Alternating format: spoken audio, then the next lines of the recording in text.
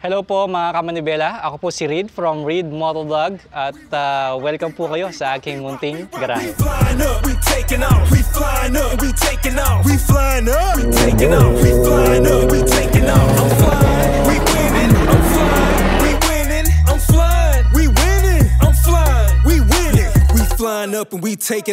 So ito po yung maliit na garahe ko. So as you can see, puro mga motor yung nakapark kasi hindi na po kasya yung sasakyan kapag siningit dito. Maliit lang po kasi yung bahay ko. Pakilala ko po sa inyo yung mga motor ko. Ito po yung aking sinasali sa motor show, si Raider, ang Suzuki Raider R150 Fi.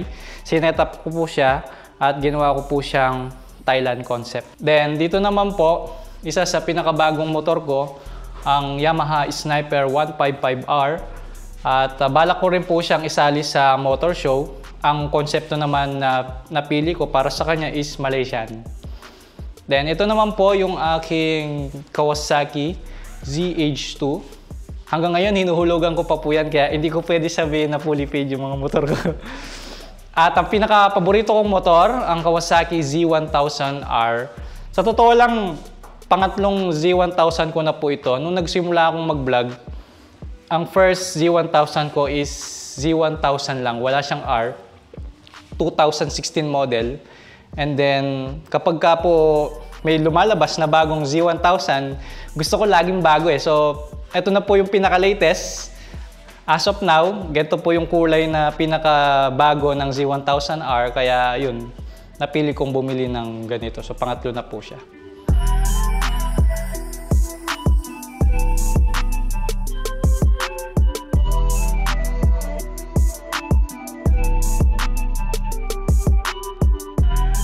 Ang pinaka-paborito kong motor is Z1000. So kaya ito yung pinaka-madalas ko ginagamit at pang-travel talagang malalayo. No? Komportable kasi siyang gamitin. So pinaka-memorable ko, actually wala na rin akong maalala kasi sa tagal ko na rin nagbo-vlog. Pinaka-memorable na lang siguro yung first time kong makipag-meet sa mga subscribers ko sa Shell Pugon nun. So yun ang pinaka-masaya para sa akin kasi baguang vlogger lang ako pero ang dami ng sumuporta sa akin. So yun, gamit ng aking motor, mabilis akong nakakarating sa mga lugar. Kung saan yung trip ko lang napuntahan. So ganoon naman sa vlog, wala namang script. Basta kung saan lang yung gusto kong puntahan, sinasama ko lang yung mga nanonood sa akin.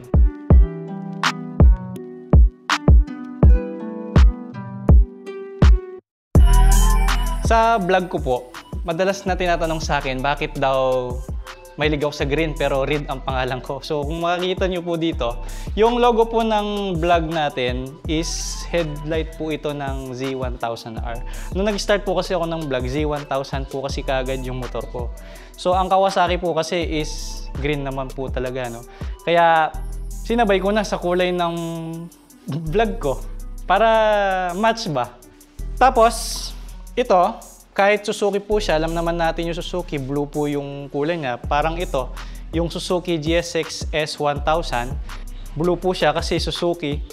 So, hindi ko siya pwedeng gawing blue sa logo ko kasi nag-start ako as Kawasaki Big Bike Rider. Then, ang pinaka-last na motor natin is itong Honda TMX 125. May balak din tayong i-build dito sa motor natin. Siguro, street bike, Thailand concept, bahala na.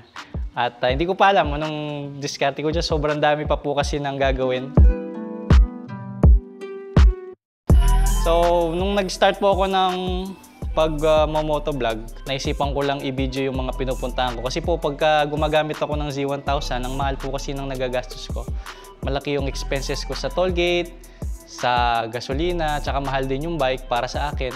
So gusto ko ma-record ko lahat yun para pagdating ng panahon, maipakita ko sa mga tropa ko, sa anak ko, na minsan pumunta ako sa ganitong lugar, dala ang aking big bike. At sinuwerte naman, kasi nagustuhan ng mga tao na nanonood sa YouTube. So yun, kaya dumami yung subscriber natin kasi pina-follow nila yung buhay ko kung saan ako pupunta gamit ng mga motor ko. At ngayon naman, na-involve ako sa pagmo-motor show. Kaya marami din akong mga followers na sumusubaybay dito sa bike natin. Like ito, si Reader. ang daming nag-abang sa pinaka-design niya. So, meron din akong mga followers na nag-aabang dito sa aking sniper. So, gusto rin nilang malaman kung ano yung magiging result ng aking build.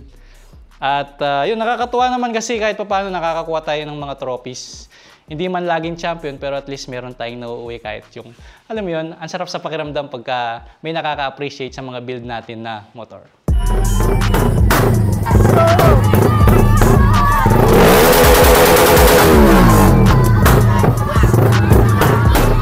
Sa pagsali po kasi ng motor show, may mga categories po kasi na sinusunod dyan.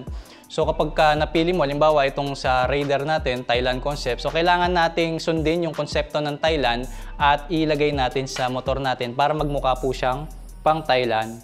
Since ang ating sniper naman is pang Malaysian concept, sinusunod po natin kung ano yung mga piyesang nilalagay sa Malaysia sa kanilang motor. Kaya ginagaya lang po natin siya, kaya nga po Malaysian concept. So like ngayon, Malaysian concept, naka-mags po yung motor. So pinalitan po natin siya ng mags, kaya ganyan po yung itsura niya. Yeah, hold up, whoa, so what you say? We flying up, we taking off, we flying up, we taking off, we flying up, we taking off, we flying up, we taking off. Italy, they was feeling me. They like when I do it cause that's the jam.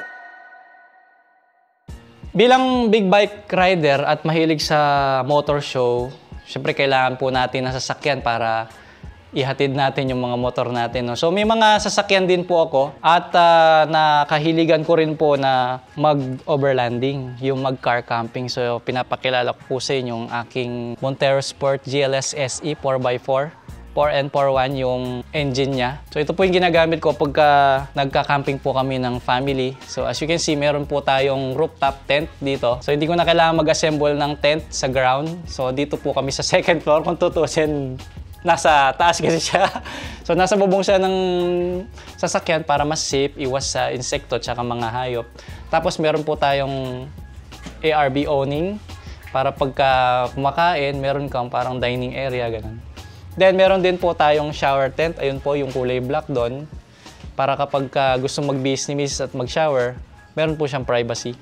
Kompleto rin po with auxiliary lights. At dito po, baka mapasabak sa lubog, sa flood, sa river crossing. Yan po, meron po tayong snorkel.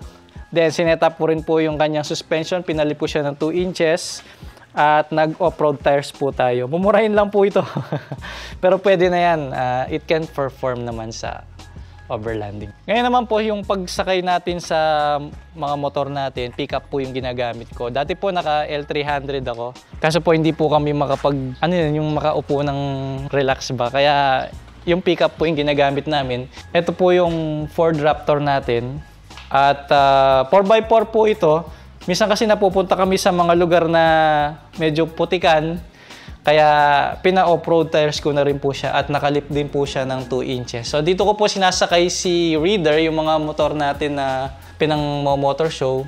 So sinasakay po namin siya. Since magaan naman siya, binubuhat na lang po namin kahit mataas yung pickup. Ngayon naman po, nandito po tayo sa harap ng shop ko at bukod sa pagiging motovlogger, isa rin po akong negosyante.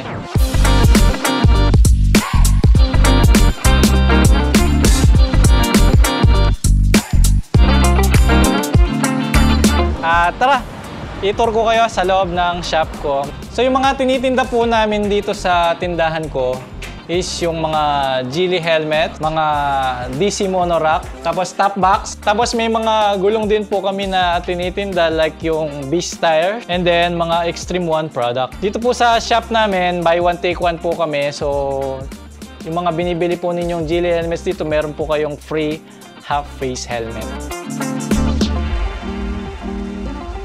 Nakapagtayo po ako ng tindahan kasi may mga sponsor po na kumuha sa akin. Like ngayon, mga Geely helmets, kinuha po ako as brand ambassador ng Geely helmets. So sila po yung nag-provide ng shop ko. Binigyan nila ako ng supply ng helmet para makapagtinda. At kagaya lang din po ng ibang products ko dito, like yung DC monorack po, binigyan niya ako ng 300 pieces na stocks para makapagtinda. At the same time, ambassador din po nila ako, ini-endorse ko yung product nila. Then sa Extreme One, tsaka sa Beast tires, ganun din po. Ito pong negosyo ko ay more than 2 years na rin po, kaya sinuwerte naman po at patuloy pa rin na tinatangkilik ng mga kababayan ko kapag bibili sila ng helmet dahil nga buy one take one po ako. Bukod sa pagtitinda ng helmet, sa mga followers ko naman na hindi ako nakikita, pwede po silang humingi ng stickers dito for free. Located po ang aking shop sa MacArthur Highway, Barangay Telabastagan, San Fernando, Pampanga. Open po kami ng 9 a.m. to 7 p.m. At sa mga gustong tumingin kahit hindi na po bumili ng mga helmets at mga ibang brands at humingi ng sticker ko po, welcome na welcome po kayo dito sa Read for Speed Shop.